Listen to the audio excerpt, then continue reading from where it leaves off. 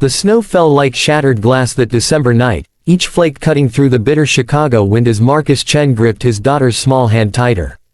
Emma, only 7 years old, had stopped walking, her eyes fixed on something beneath the overpass they passed every evening on their way home from his late office hours. There, huddled against the concrete pillar, wrapped in newspapers and a threadbare blanket, was a woman so still she might have been a sculpture made of frost and desperation. Her lips were blue, her face gaunt and hollow, and her fingers, those fingers that clutched the blanket, were the color of old bruises. Marcus felt his daughter's hand tremble in his, and then he heard the words that would change 3 lives forever. "Dad, she's freezing." Emma's voice cracked with urgency, with a child's pure instinct to help, untainted by the complicated adult calculations about risk and responsibility. Marcus Chen, CEO of a thriving tech company, a man who made million-dollar decisions before breakfast, found himself completely undone by his daughter's simple observation and the moral imperative it carried. If you believe in the power of kindness and second chances, please like this video, leave a comment below sharing your thoughts, and subscribe to our channel. Your support helps us share more stories that matter. Now, let's continue with what happened next. Marcus stood frozen for a moment, his mind racing through a dozen reasons why he shouldn't get involved, why he should just call emergency services and move on with his evening. He was a single father, his late wife Sarah's death from cancer 2 years ago still a raw wound he and Emma navigated daily. He had responsibilities, a company to run, a daughter to protect. But then Emma pulled her hand free and ran toward the woman before he could stop her, kneeling down in her pink winter coat, fearless and determined. Marcus watched his 7-year-old daughter gently touch the woman's shoulder, watched those blue lips part slightly as consciousness flickered behind frozen eyelids. In that moment, Marcus saw his late wife in Emma's compassionate gesture, remembered Sarah's constant insistence that wealth meant nothing if it didn't serve human dignity, and he made a decision that defied every practical instinct he possessed.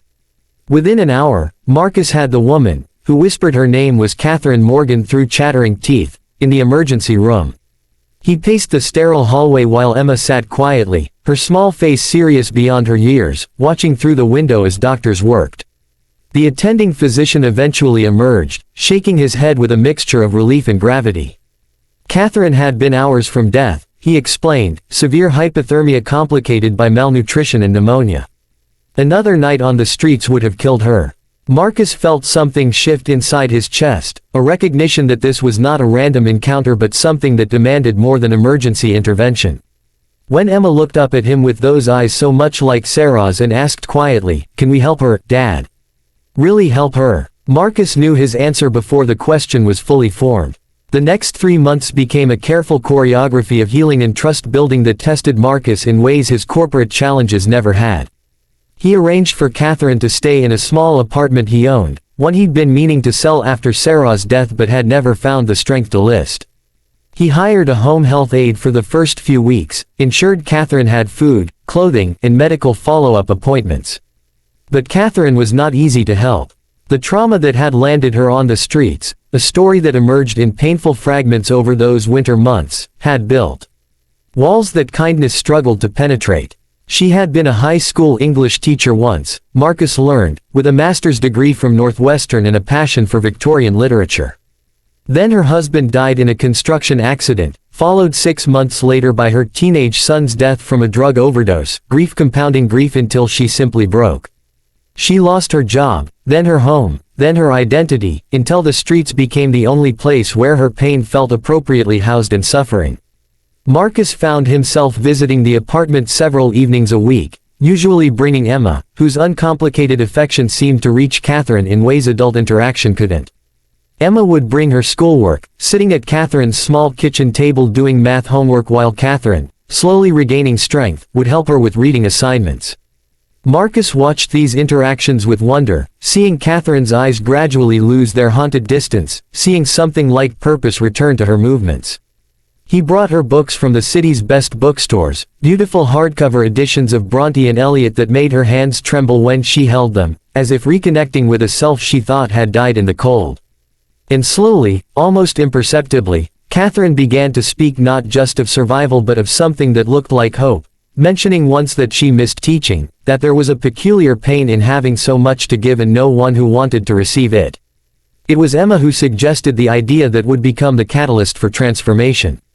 One evening in March, as the Chicago winter finally loosened its grip and the first brave crocuses pushed through the frozen ground, Emma looked up from her book and said, "Miss Catherine, you should teach again. You're the best at helping me understand stories." Catherine laughed, a sound still rusty from disuse, and shook her head. "Sweetheart, no school would hire someone like me, not with my history, not with the gap in my resume and the reason for it."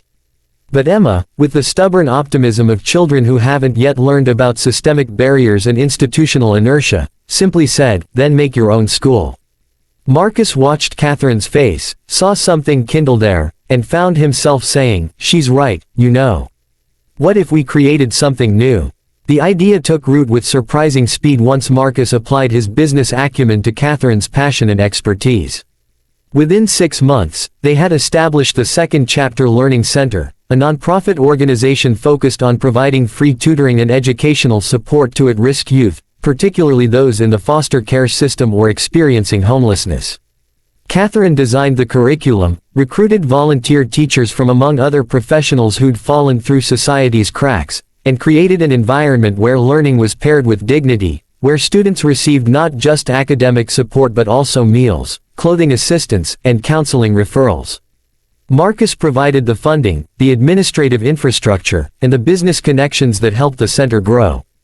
Emma became their most enthusiastic ambassador, telling everyone at her private school about the center until several of her classmates' families became donors and volunteers.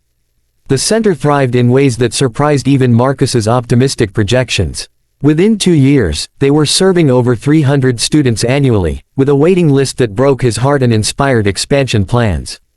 Catherine transformed from the hollow-eyed woman under the overpass into a force of nature, her gaunt face filling out with health and purpose, her eyes bright with the particular joy of someone who has been granted an unlikely redemption and is determined to pass it forward. She never forgot what it meant to be invisible, to be discarded, and that memory informed every interaction with the young people who came through the center's doors. They saw themselves in her story, saw proof that rock bottom need not be permanent, that second chapters were possible even after the most devastating plot twists. Marcus watched this transformation with awe, but also with his own quiet healing. Helping Catherine had given him and Emma a purpose beyond their grief, a way to honor Sarah's memory by embodying her values. Emma grew from a gentle 7-year-old into a compassionate 10-year-old whose first instinct was still to notice suffering and respond to it, who volunteered at the center every Saturday, tutoring younger children with the same fearless kindness she'd shown that December night. Marcus found that the time he spent on the center's board, developing partnerships and fundraising, filled something in him that corporate success never had. The three of them, Marcus, Emma, and Catherine, had become an unlikely family, bound not by blood but by the recognition that saving someone else is often how we save ourselves. Then came the evening that revealed just how far the ripples of that one act of compassion had spread. Marcus arrived at the center for their annual gala, a fundraiser that had become one of the city's most anticipated charitable events. The room was filled with donors, volunteers, students, and supporters, all gathered to celebrate 3 years of impact and to announce the expansion to 2 additional locations. Emma stood beside him in a navy dress, so grown up it made his chest ache, ready to introduce Catherine for her keynote address. But before Catherine took the stage, a young man approached Marcus, his eyes bright with emotion. He introduced himself as Daniel, a former student of Catherine's from her teaching days, before tragedy had derailed her life. He explained that he'd been one of her sophomore English students, that her class had been the only place he'd felt seen and valued, that her encouragement had been the reason he'd gone to college and was now a social worker serving homeless youth. When he'd heard about the Second Chapter Learning Center and learned that Catherine Morgan was its director, he had to come, had to see if it was really her, had to thank her for saving his life years before she'd needed saving herself. If this story has touched your heart, please take a moment to like this video and share it with someone who needs to hear it today. Stories like these remind us of our shared humanity. Marcus watched as Catherine embraced Daniel, both of them crying, watched as other former students emerged from the crowd with similar stories, a testimony to the fact that Catherine had always been a person of profound impact, even in her darkest period. The gala became less a fundraiser and more a celebration of interconnected redemption, of how Grace moves in mysterious circles, of how the woman they'd saved that frozen December night had been saving others all along and simply needed someone to save her back so she could continue the work she was born to do. Emma squeezed Marcus's hand, and he looked down to see tears streaming down his daughter's face, the good kind of tears that come from witnessing beauty and justice intertwined. Before we reach the end of this story, please leave a comment below telling us about a time when someone's kindness changed your life, or when you were able to help someone in need. Your stories matter and inspire others. Catherine took the stage that night and told her story with unflinching honesty, holding nothing back about her descent into homelessness or her rescue or the long, difficult climb back to herself. She thanked Marcus and Emma by name, her voice breaking as she said, "They saw me when I was invisible. They valued me when I felt worthless, and they taught me that the end of one chapter is just the beginning of another if we're brave enough to turn the page." She announced that the center would be establishing a scholarship fund in Sarah Chen's name, honoring the woman whose values of compassion and service had inspired her husband and daughter to stop on a frozen December night. As the room erupted in applause, Marcus felt something he hadn't felt since Sarah's death, a sense of rightness with the world, of being exactly where he was meant to be, doing exactly what he was meant to do. 3 years after that bitter December night, Marcus Chen understood that he hadn't simply rescued Catherine Morgan from freezing to death under an overpass. He had rescued himself and his daughter from a grief that threatened to freeze their hearts, had discovered that the opposite of loss is not just recovery but multiplication, that love and purpose expand to fill whatever space we create for them. Emma had learned that age doesn't limit impact, that noticing and caring are revolutionary acts, that the simple observation, "Dad, she's freezing," can change the trajectory of multiple lives. And Catherine had learned that even when we lose everything, even when we become invisible to a society that prefers not to see its failures, we are never beyond redemption, never beyond the reach of grace if we can just survive long enough for it to find us.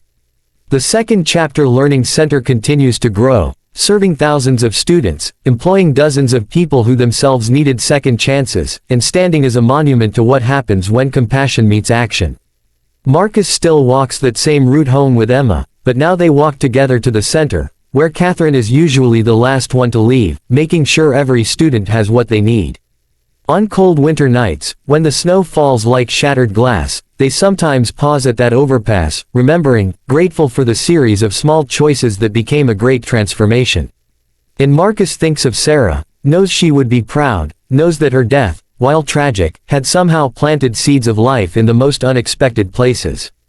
Because that's how grace works, not by preventing suffering but by refusing to let suffering have the final word, by insisting that even on the coldest night, even in the darkest moment, even when someone is invisible and forgotten, they are still seen, still valued, still capable of extraordinary impact if given the chance. That December night, Emma saw what many had walked past. She saw a person freezing, and she refused to look away.